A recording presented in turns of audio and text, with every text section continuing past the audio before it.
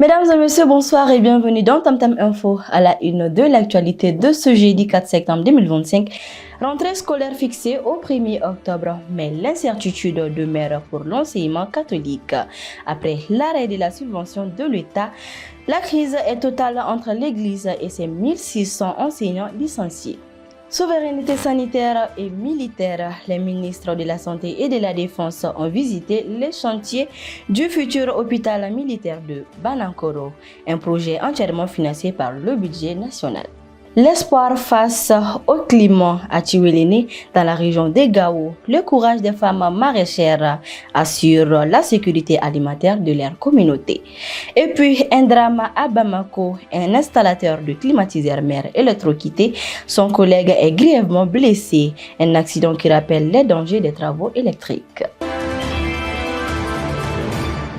C'est officiel, la rentrée scolaire 2025-2026 est fixée au mercredi 1er octobre prochain.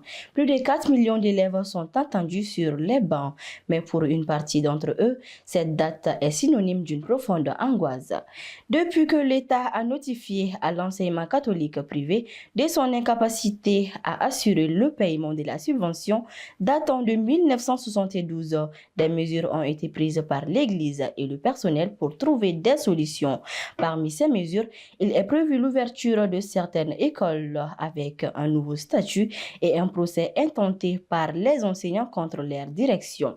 Depuis, c'est la rupture et place à la désolation. Les conséquences sont immenses. Plus de 40 000 élèves risquent de ne pas retrouver leur salle de classe et 1613 enseignants ont été licenciés. Face à cette situation, les enseignants via leurs syndicats ont attaqué leurs employeurs en justice pour réclamer leurs droits. Le verdict du tribunal du travail est attendu le 29 septembre, soit 2 jours avant la rentrée. C'est un projet stratégique pour la prise en charge de nos forces armées. Le ministre de la Santé, le médecin colonel Assaba Diallo Touré, et le ministre de la Défense, le général Sadio Kamara, ont visité hier les chantiers du futur hôpital militaire de Banankoro. Cet établissement de référence, entièrement financé par le budget national et construit par une entreprise malienne, est destiné à soigner les blessés de guerre et les familles de militaires. Le général Kamara a exprimé sa grande satisfaction, soulignant que ce projet renforce la souveraineté du pays en matière de santé militaire et améliorera considérablement les soins apportés à ceux qui nous défendent. Une histoire de courage et de résilience nous vient de Chiweleni dans la région des Gao. Malgré des conditions climatiques extrêmes, les femmes de la localité soutenues par la FAO et ses partenaires continuent d'entretenir leurs jardins maraîchers avec une détermination admirable. Leur travail acharné permet non seulement de nourrir leur famille, mais aussi de renforcer la sécurité alimentaire de toute leur communauté.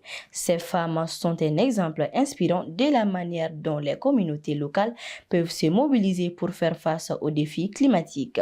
Leur action est la preuve vivante que l'espoir peut grandir, même sur les terres les plus arides. L'actualité, c'est aussi ces terribles accidents du travail survenus à Bamako. Deux techniciens qui installaient un climatiseur ont été victimes d'une violente électrocution. Selon les premiers témoignages, leurs échelles métalliques seraient entrées en contact avec un câble en haute tension. La décharge a été foudroyante.